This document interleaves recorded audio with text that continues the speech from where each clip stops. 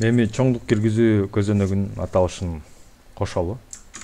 Буга чейин мындай дегенсе, биринчи могу ушундан деген жазуу биягына келди.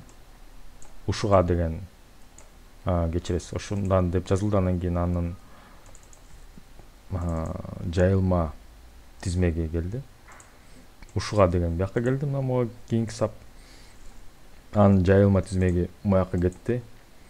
Эми кийинки сапка value label деген кошот экенбиз. Value label.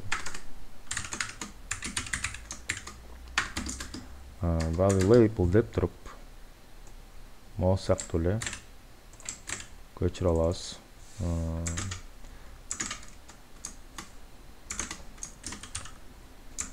Чоңдук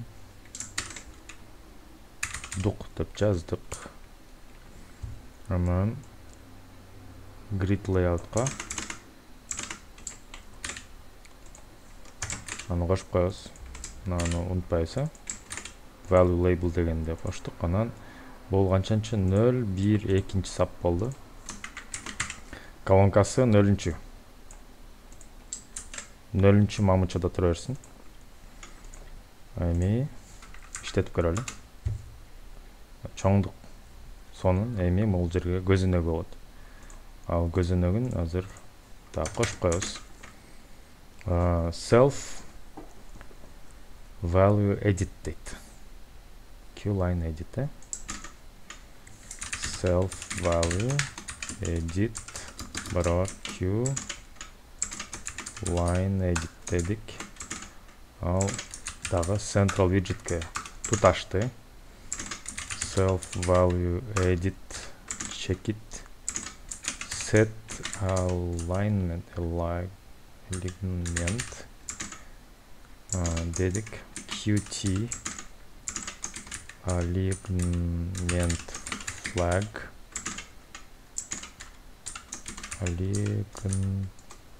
align right. Азыр мен түшүндүрүп берем бул. Кандай бир сөз жазганда ал ошол жана көзөнөктүн сол жагына чапталсынбы же оң жагына чапталсынбы деген суроо да. Бул ошол маселени чечип атат бул. Бул оң жагына жазылсын дейт. Азыр көрсөтүп берем. Анан grid layoutка торго кошуп атабыз. Grid layout add widget self value edit деп коштук. Ал болсо экинчи сап биринчи элемент катары кетсин дедик. Мына чоңдук жазганда көрдүңүзбү, оң жагына жазылып атат да. Так ушуну азыр эми сол жагына алып койсок болот. Align могу жерден left десек болот.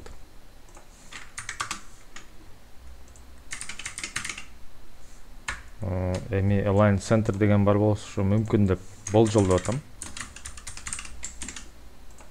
Center деген бар болкен. Мына ортосунда ошол жерден кала берсин дейли. Бул кошулду көзөнөккө. Эми convert button. Convert button тууралуу азыр өзүнчө видеодо айтып берейин.